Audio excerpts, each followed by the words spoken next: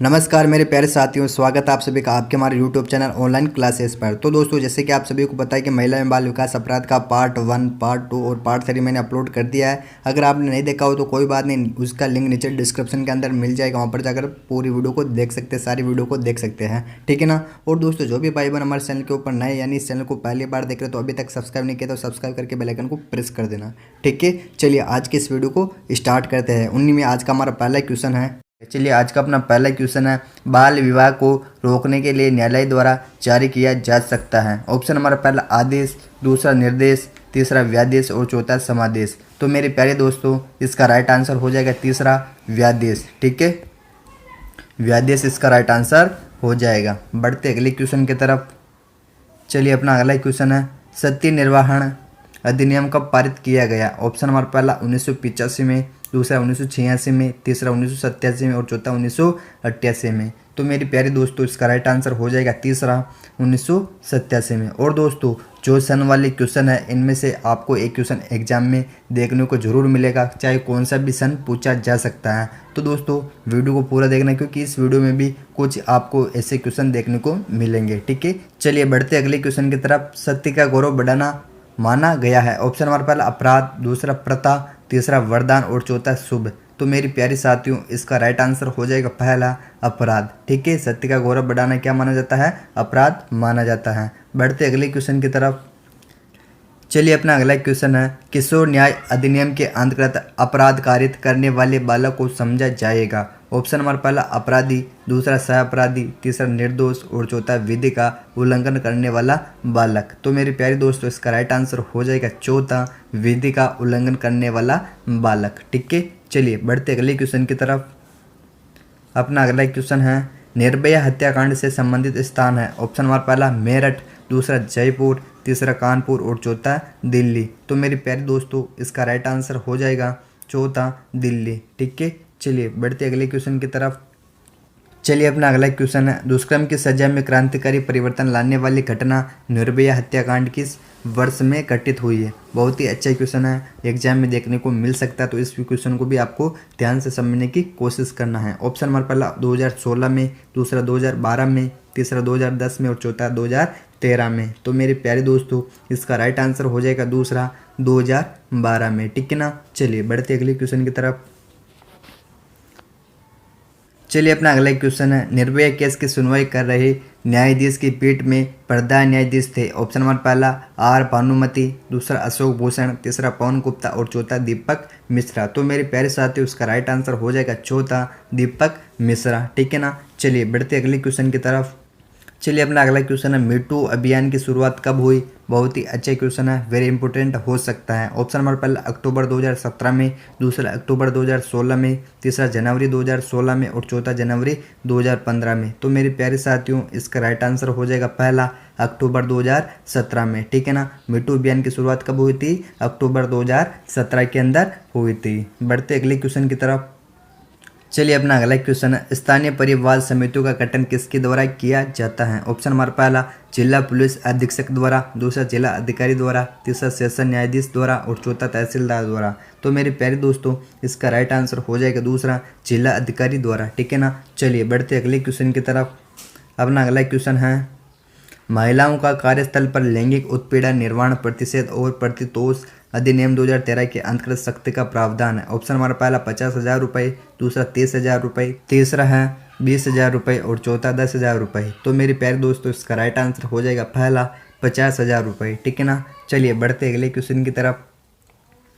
अपना अगला क्वेश्चन है, गर्भ का चिकित्सीय समापन अधिनियम कब पारित किया गया। बहुत ही अच्छा क्वेश्चन है, वेरी इंपॉर्टेंट हो सकता है। ऑप्शन हमारा पहला 1970 में, दूसरा 1971 में, तीसरा 1972 में और चौथा है 1973 में। तो मेरे प्यारे दोस्तों, इसका राइट आंसर हो जाएगा दूसरा 1971 में, ठीक है ना। चलिए बढ़ते अगले क्वेश्चन की तरफ। अपना अगला क्वेश्चन है, चिकित्सीय गर्भपात उचित है। ऑप्शन हमारा पहला अवैध गर्भ को छिपाने के लिए, दूसरा स्त्री का जीवन बचाने के लिए, तीसरा कन्या के जन्म को रोकने के लिए और चौथा मौज मस्ती के लिए। तो मेरे प्यारे दोस्तों, इसका राइट आंसर हो जाएगा दूसरा स्त्री का जीवन बचाने के लिए, ठीक है ना। चलिए बढ़ते अगले क्वेश्चन की तरफ। चलिए अपना अगला क्वेश्चन है, भारतीय दंड संहिता 1860 की किस धारा में स्त्री की संपत्ति के बिना गर्भपात कारित करने के लिए दंड का प्रावधान किया गया है। ऑप्शन नंबर पहला धारा 311 में, दूसरा धारा 312 में, तीसरा धारा 313 में और चौथा धारा 314 में। तो मेरे प्यारे दोस्तों इसका राइट आंसर हो जाएगा तीसरा धारा 313 में, ठीक है ना। चलिए बढ़ते अगले क्वेश्चन की तरफ। चलिए अपना अगला क्वेश्चन है, दहेज की मांग करना है। ऑप्शन नंबर पहला जायज, दूसरा अधिकार, तीसरा सामाजिक प्रथा और चौथा अपराध। तो मेरी प्यारे दोस्तों इसका राइट आंसर हो जाएगा चौथा अपराध, ठीक है ना। दहेज की मांग करना क्या है, अपराध माना जाता है, ठीक है ना। चलिए बढ़ते अगले क्वेश्चन की तरफ। अपना अगला क्वेश्चन, बाल विवाह प्रतिषेध अधिनियम पारित किया गया। ऑप्शन नंबर पहला 2007 में, दूसरा 2008 में, तीसरा 2009 में और चौथा है 2010 में। तो मेरे प्यारे दोस्तों इसका राइट आंसर हो जाएगा पहला 2007 में, ठीक है ना। बाल विवाह प्रतिषेध अधिनियम 2007 में पारित किया गया था। चलिए बढ़ते अगले क्वेश्चन की तरफ। चलिए अपना अगला क्वेश्चन है, बाल विवाह कहलाता है जब वर एवं वधू की आयु क्रमश से कम हो। ऑप्शन नंबर पहला 18 एवं 16 वर्ष से, दूसरा 21 एवं 18 वर्ष से, तीसरा 25 एवं 21 वर्ष से और चौथा है 16 एवं 14 वर्ष से। तो दोस्तों इसका राइट आंसर हो जाएगा दूसरा 21 एवं 18 वर्ष से, ठीक है ना। चलिए बढ़ते अगले क्वेश्चन की तरफ। अपना अगला क्वेश्चन है, मामलों का विचारण किया जाएगा। ऑप्शन नंबर पहला खुले न्यायालय में, दूसरा बंद कमरे में, तीसरा जेल में और चौथा अन्य किसी स्थान में। तो दोस्तों इसका राइट आंसर हो जाएगा दूसरा बंद कमरे में, ठीक है ना। चलिए बढ़ते अगले क्वेश्चन की तरफ। अपना अगला क्वेश्चन है, महिलाओं का अशिष्ट रूपण निषेध अधिनियम कब पारित किया गया। बहुत ही अच्छा क्वेश्चन है, वेरी इंपॉर्टेंट हो सकता है, एग्जाम में देखने को मिल सकता है, तो ध्यान से समझने की कोशिश करना है और इस वीडियो को पूरा देखना है, ठीक है ना। चलिए ऑप्शन नंबर पहला 1985 में, दूसरा 1986 में, तीसरा 1987 में और चौथा है 1988 में। तो मेरे प्यारे दोस्तों इसका राइट आंसर हो जाएगा दूसरा 1986 में, ठीक है ना। चलिए बढ़ते अगले क्वेश्चन की तरफ। चलिए अपना अगला क्वेश्चन, निम्न में से अशिष्ट रूपण नहीं है। ऑप्शन नंबर पहला सौंदर्य का प्रदर्शन, दूसरा सौंदर्य का आपत्तिजनक प्रदर्शन, तीसरा सौंदर्य का अश्लील प्रदर्शन और चौथा सौंदर्य का नग्न प्रदर्शन। तो मेरे प्यारे दोस्तों इसका राइट आंसर हो जाएगा पहला सौंदर्य का प्रदर्शन, ठीक है। चलिए बढ़ते अगले क्वेश्चन की तरफ। और दोस्तों जो भी भाई बहन हमारे चैनल के ऊपर नए हैं तो चैनल को सब्सक्राइब करके बेल आइकन को प्रेस कर दे, ताकि मैं जब भी कोई ऐसी वीडियोस लेकर आऊँ उसका नोटिफिकेशन सबसे पहले आपको मिल सके। और दोस्तों इस वीडियो को अपने दोस्तों में ज़्यादा से ज़्यादा शेयर जरूर कीजिएगा, ठीक है ना। चलिए अपना अगला क्वेश्चन, महिलाओं का अशिष्ट रूपण निषेध अधिनियम 1986 के अंतर्गत निम्न में से किससे तलाशी लेने का अधिकार है। ऑप्शन नंबर पहला जिला मजिस्ट्रेट को, दूसरा मुख्य न्यायिक मजिस्ट्रेट को, तीसरा प्रथम वर्ग न्यायिक मजिस्ट्रेट को और चौथा है सरकार द्वारा प्राधिकृत किसी राजपत्रित अधिकारी को। तो दोस्तों इसका राइट आंसर हो जाएगा चौथा सरकार द्वारा प्राधिकृत किसी राजपत्रित अधिकारी को, ठीक है। चलिए बढ़ते अगले क्वेश्चन की तरफ। चलिए अपना अगला क्वेश्चन, अनैतिक व्यापार निर्वहन अधिनियम 1956 के अंतर्गत अपराध है। ऑप्शन नंबर पहला संज्ञेय, दूसरा असंज्ञेय, तीसरा न संज्ञेय न असंज्ञेय और चौथा है दोनों। तो दोस्तों इसका राइट आंसर हो जाएगा पहला संज्ञेय, ठीक है। संज्ञेय इसका राइट आंसर हो जाएगा। बढ़ते अगले क्वेश्चन की तरफ। निम्न में से लैंगिक उत्पीड़न नहीं है। ऑप्शन नंबर पहला महिला से शारीरिक संपर्क बनाना, दूसरा अश्लील टिप्पणियां करना, तीसरा सौंदर्य को निहारना और चौथा कामोत्तेजक चित्रों का प्रदर्शन करना। तो मेरे प्यारे दोस्तों इसका राइट आंसर हो जाएगा तीसरा सौंदर्य को निहारना, ठीक है ना। चलिए बढ़ते अगले क्वेश्चन की तरफ। अपना अगला क्वेश्चन है, भारतीय दंड संहिता 1860 की किस धारा में स्त्री के साथ क्रूरता के संबंध में प्रावधान किया गया है। ऑप्शन नंबर पहला धारा 498 में, दूसरा धारा 498 कम में, तीसरा धारा 499 में और चौथा है धारा 500 में। तो मेरे प्यारे दोस्तों इसका राइट आंसर हो जाएगा दूसरा धारा 498 कम में, ठीक है ना। चलिए बढ़ते अगले क्वेश्चन की तरफ।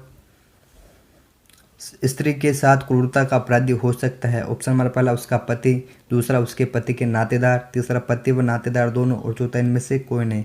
तो दोस्तों इसका राइट आंसर हो जाएगा तीसरा पति व नातेदार दोनों, ठीक है। चलिए बढ़ते अगले क्वेश्चन की तरफ। अपना अगला क्वेश्चन है, क्रूरता किस प्रकार की हो सकती है। बहुत ही अच्छा क्वेश्चन है। ऑप्शन नंबर पहला केवल शारीरिक, दूसरा केवल मानसिक, तीसरा शारीरिक अथवा मानसिक और चौथा इनमें से कोई नहीं। तो मेरे प्यारे दोस्तों इसका राइट आंसर हो जाएगा तीसरा शारीरिक अथवा मानसिक, ठीक है ना। चलिए बढ़ते अगले क्वेश्चन की तरफ। अपना अगला क्वेश्चन है, भारतीय दंड संहिता 1860 की किस धारा के तहत स्त्री की लज्जा का अनादर अपराध है। ऑप्शन नंबर पहला धारा 504 के तहत, दूसरा धारा 506 के तहत, तीसरा धारा 509 के तहत और चौथा धारा 511 के तहत। तो मेरे प्यारे दोस्तों इसका राइट आंसर हो जाएगा तीसरा धारा 509 के तहत, ठीक है ना। चलिए बढ़ते अगले क्वेश्चन की तरफ। चलिए अपना अगला क्वेश्चन, भारत दंड संहिता 1860 की किस धारा में दहेज मृत्यु के बारे में प्रावधान किया गया है? ऑप्शन हमारा पहला धारा 304 में, दूसरा धारा 304 क में, तीसरा धारा 304 ख में और चौथा धारा 305 में। तो मेरे प्यारे दोस्तों इसका राइट आंसर हो जाएगा तीसरा धारा 304 ख में, ठीक है ना।